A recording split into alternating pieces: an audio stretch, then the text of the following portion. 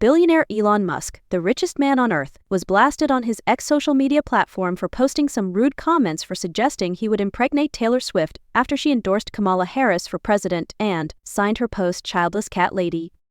Days later, Elon Musk responds to Hillary Clinton accusing him of threatening to rape Taylor Swift by sexualizing a picture of Hillary and Chloe Grace Moretz holding bagels. Many people surprised about his behaviors after his Trump endorsement. Is his behavior really helping Donald Trump? Or is he an undercover spy from Democrats? Why do a billionaire behave like that? Today I will tell you why and the two cons of dating a billionaire. First, you need to be prepared to be treated with disrespect. Billionaires could be quite manipulative. They could be rude. They could be bold. They often get what they want and get away with being rude. They see this in their advantage because they believe that people don't challenge them because of their status and boldness. If you are a woman with high dignity, it is not the life for you. If you can't be strategic or use your charm to get what you want, you will not do good with these people. You need to kill your pride and be shameless to be around them if necessary. You may wonder, why do they do that? Well, maybe they are sick of saying things they do not believe on their way up. After they reach the top of the world, they feel no need to pretend their true thinking anymore. Maybe he is seeking attention from people. Second, they are not that generous compared to their net worth. Those Forbes-listed super tycoons rarely very generous. Why? Because they don't need to be. Generosity has to serve a purpose.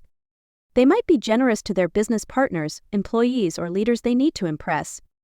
But why would they be generous to some random pretty girl? There are plenty of young women lining up, eager to get close to them simply because of their status and fame. These girls think, if I can get close to such a big shot, how could I possibly end up badly? But that's not how it works.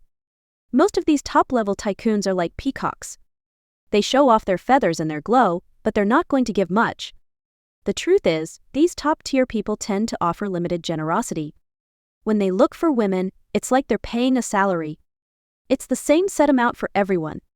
You can't even imagine the environment these super rich people live in.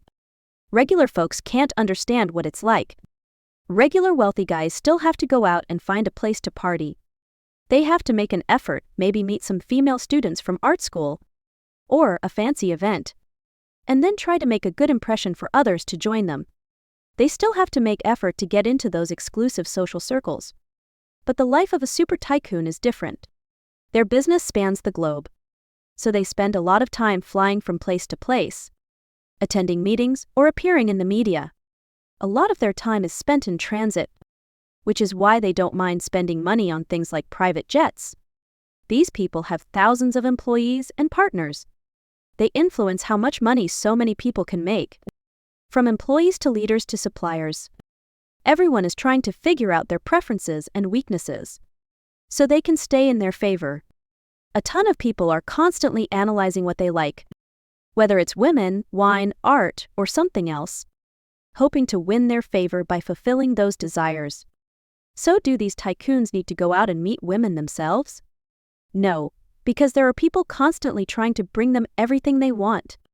It's a different world from ordinary wealthy people who have to put in effort to get noticed.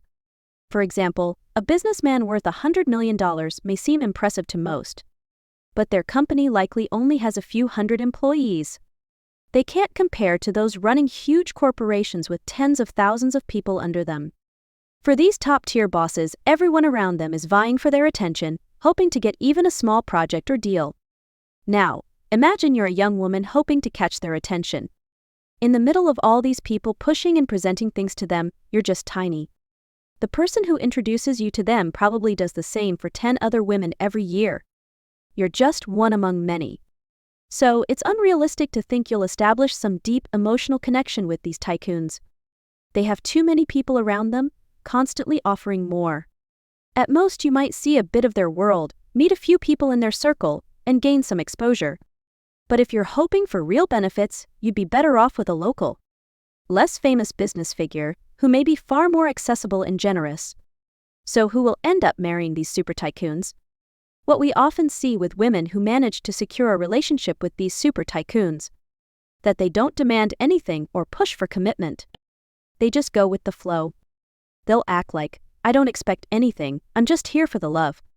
When you think about it, if you're feeling desperate for marriage or commitment, you're not going to want to waste time because the risk of it leading nowhere is too high.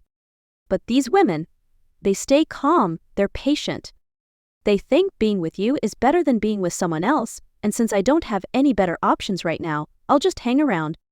These women have their own careers, they can make their own money. Whether the guy spends money on them or commits to marriage is irrelevant to them. So, over the years, these guys start thinking, you know what? I've been with this woman for a long time. And we get along really well. This happens a lot. But here's the key, these women have the resources to play the long game. They don't care about locking anything down. They're in no rush because they have their own life, their own income, and they don't need to cling to any one man for security. Most often, these women have been through a marriage before. So they have experience and a sense of independence that allows them to take their time,